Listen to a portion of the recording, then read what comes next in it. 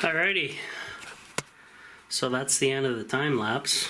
I have the wall stripped, and I'm gonna put that survival blanket up. However, I do not have the aluminum tape or the staple gun, so I kind of screwed up there by leaving that. So that's not gonna happen today. But while pulling panels, I discovered some interesting spots I want you guys to take a look at. Now, if you're one of my original subscribers, you may remember, it looks kind of like wet here, guys. At one time, I had right up there a leak. Now this is not wet at all. I've taken my gloves off and checked it out. It's not moist or anything. It looks like it. But I believe what happened was the stain that was put on, or the sealer that was put on the roof, that was leaking down here, and it kind of stained the floor a little bit. But as you can see, here looks just fine. Here looks just fine. It was just this spot. So, kind of nasty. But, and then this spot here looks like it's black, so it looks kind of like it stained that. And then down here I'll show you another spot that hopefully, maybe I can just put some bleach down, and it shouldn't hurt, or spray some bleach. It shouldn't hurt anything. And then this spot here looks pretty good, actually.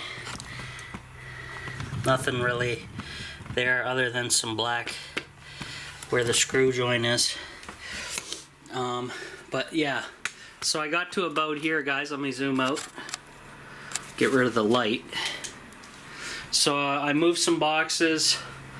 I got about this far, so this is my starting point. Run my survival blanket across, and then when I get to this point where the spray foam is, I can't staple it, so it's going to be just aluminum taped to the surface, top and bottom and sides, and then I can continue on from there, going this way with the survival blankets, which will be okay. So as you can see, the tiny house has turned into the junk storage house again. I was listening to some Coast to Coast while I was working. Pretty cool stuff. And I'll just give you an update on the solar now that I got a mess here. TV's way back in here and everything. So now one thing I did find was this panel. It's not as tall as this one, but if I fasten it across the fireplace this way some more, it'll basically give you enough privacy if I had a guest over for using the bathroom. So think about maybe doing that, using that piece up. Inverter's on, you can hear it, that noisy fan. I'm still in float mode, so nothing really to worry about, since I'm just powering the elliptical over there and running. It has a speaker and a fan built in, so I can just run that. And I probably won't get a 12 volt DC conversion because it's doing its thing with no issue. But I got a hell of a mess in here now, guys. Whew. And I've been charging the camera as well. I charged it at the beginning of the day before I moved, showing you the bed, moving the bed and the TV and stuff. And then I moved the entertainment stand just near the door here. So it's real close to the door. I'll worry about getting the mat in order and all that stuff later. But I'm just gonna try to get this survival blankets up and go from there. And then the wall, guys, You guys probably saw me chop one of the 2x4 ends off that was sticking out here. Right here. Yeah. I chopped that piece out. And what I think I'm going to plan on doing is I'm going to put this end right up against the... Oh, there's the hula girl dancing in the sun. Getting her sun and exercise in.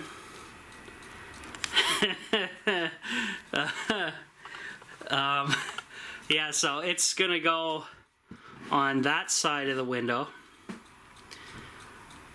And then the entrance to the battery storage place will be here. And then I'll put my bed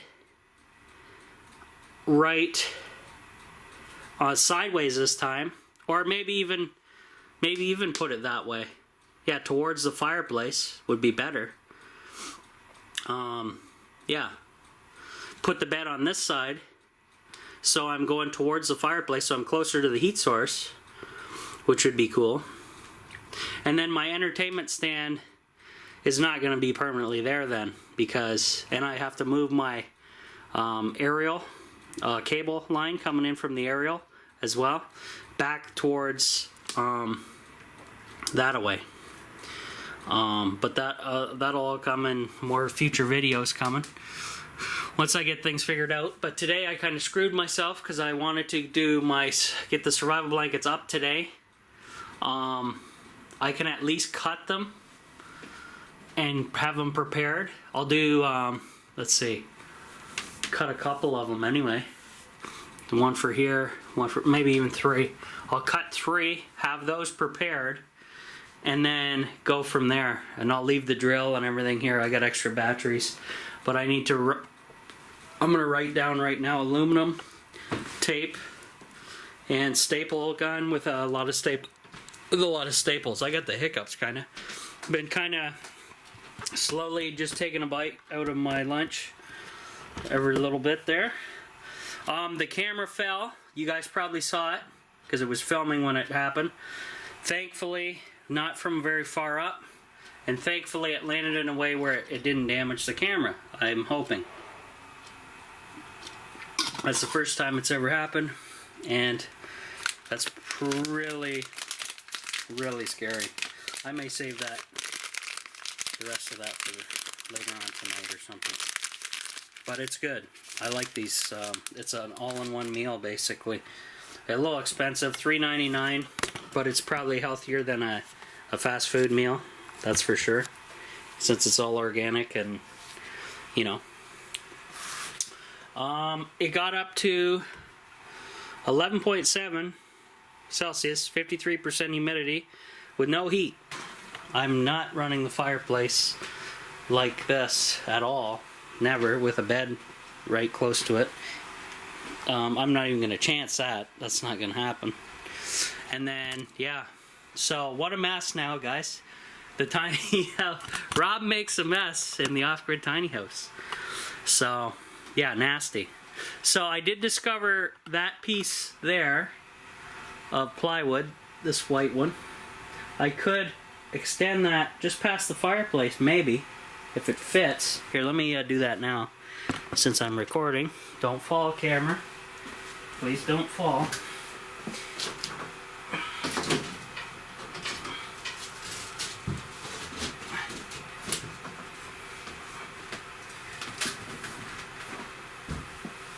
I can also turn it around so it's the same color.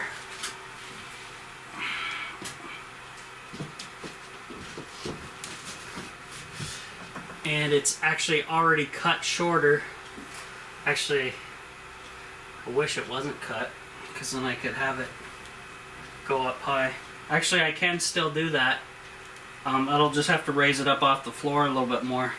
And that will give like a privacy screen for the bathroom and solar area, guys.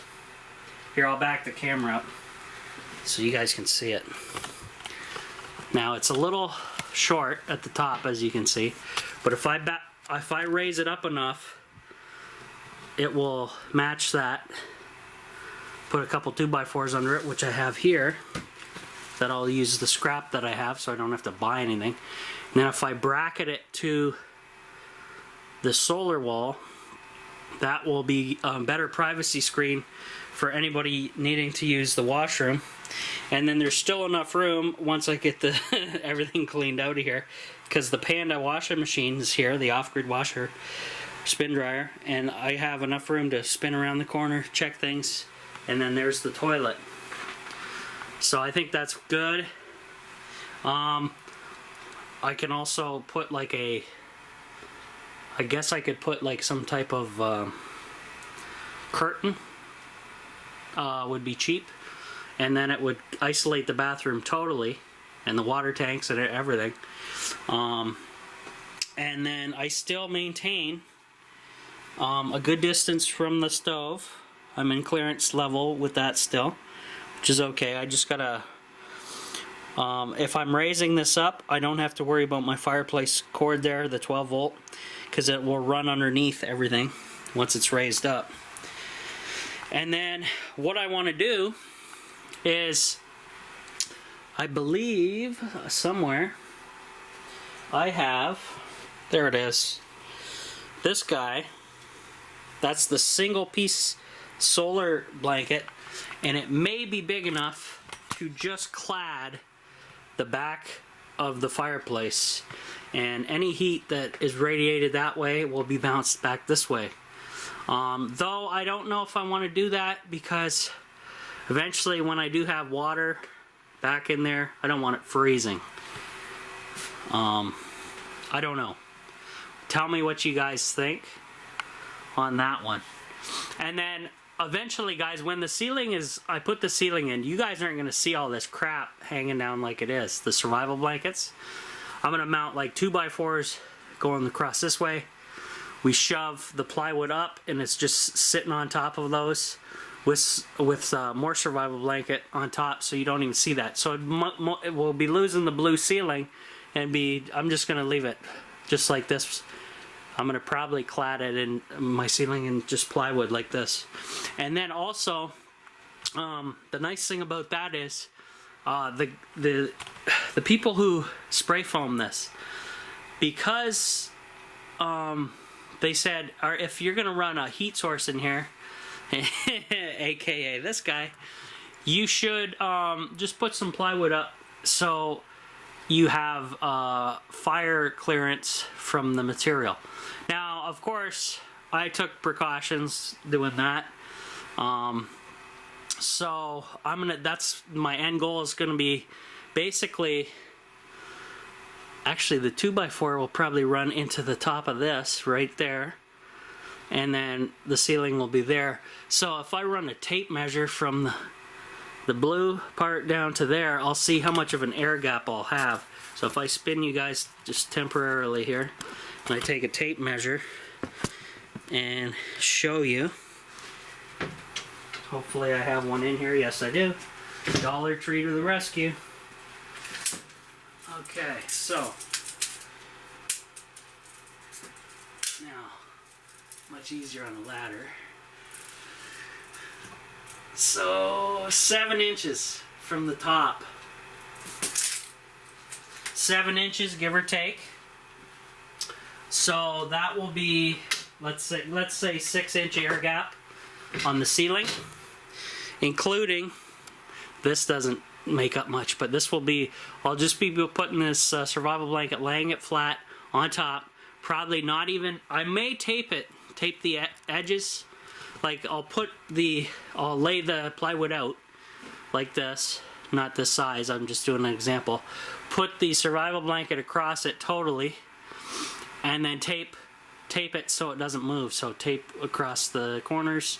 You won't see that because it'll be tucked up into the ceiling, and that way nothing will move.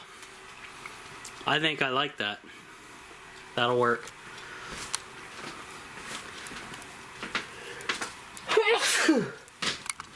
Ooh, dusty. I gotta vacuum again. I'll vacuum all this up before I leave. No leakage here at all. Everything's fine. And then, yeah, pretty good. pretty happy with it. But I got lots of work and lots of mess to clean up. So till the next one, guys. Rob from the Off Grid Tiny House checking out. We'll see you next time.